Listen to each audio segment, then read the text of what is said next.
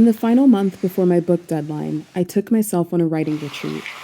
After months of writing at home and in local libraries and coffee shops, I needed a burst of inspiration, a spark to get me through the daily word grind and my own pervasive self-doubt.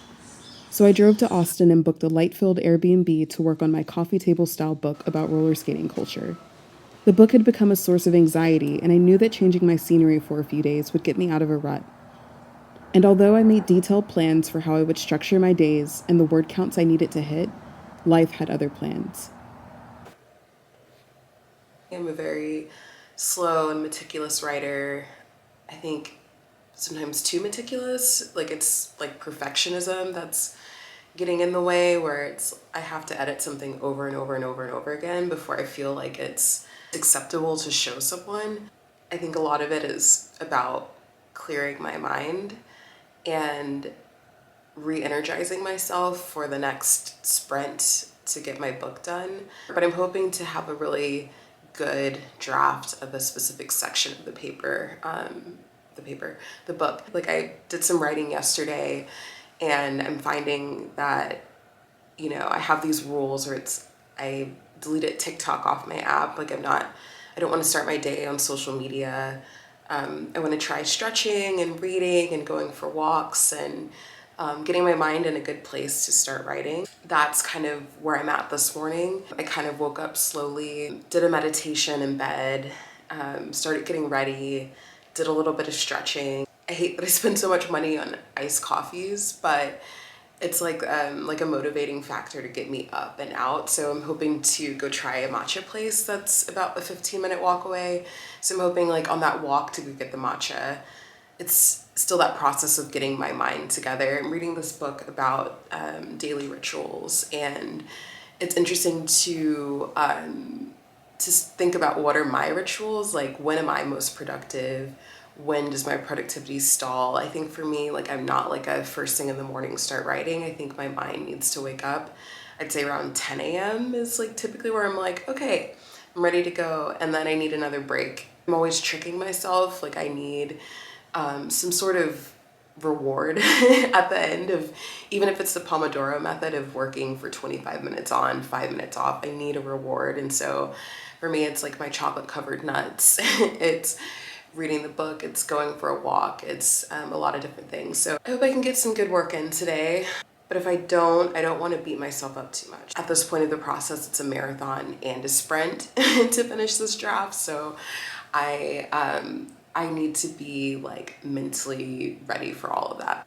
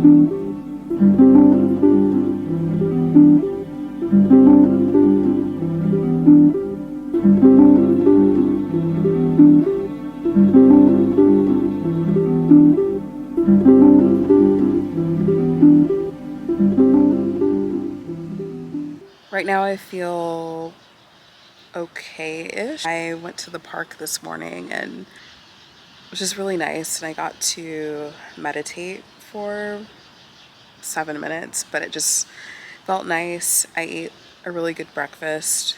And then I'm sitting here and writing, and I feel ready to write and not resistant to it. So I just spent 30 minutes on what ended up being, like 5 sentences. And a lot of it's trying to find the right words, especially for an introduction to a section. That's the hardest part for me. And I find myself staring at walls, or I'm outside, so looking at trees, trying to get the right words. I don't know how other people write, but it's such a meticulous and slow process for it to feel good. And I don't know how I can get better at that, or what I can do to get faster. I can't just say like write faster and that happens. Like, my brain is not producing the words or the right words. And so today's my last full day in the Airbnb, and I haven't done as much as I wanted to, but I did do something. So I guess I'll feel good about that. But I had really big hopes and goals for myself for this week, and I'm trying not to like beat myself up too much about not really doing exactly what I thought I would be doing.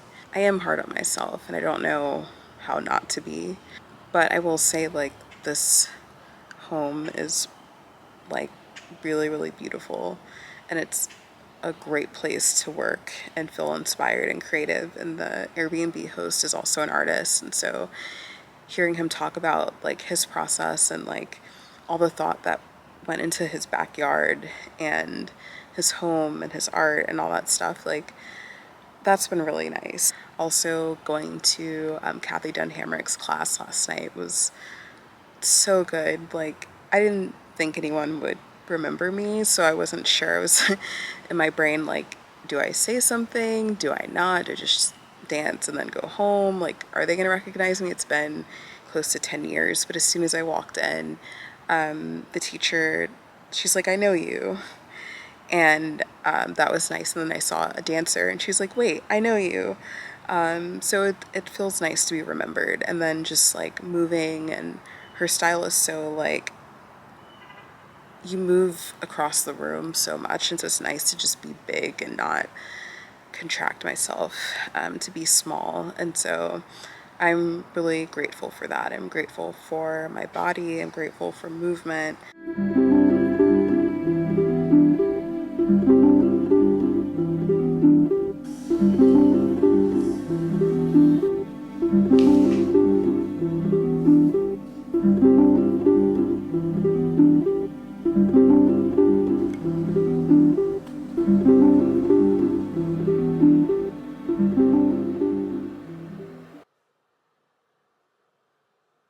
And in the end, all that really mattered was that I wrote.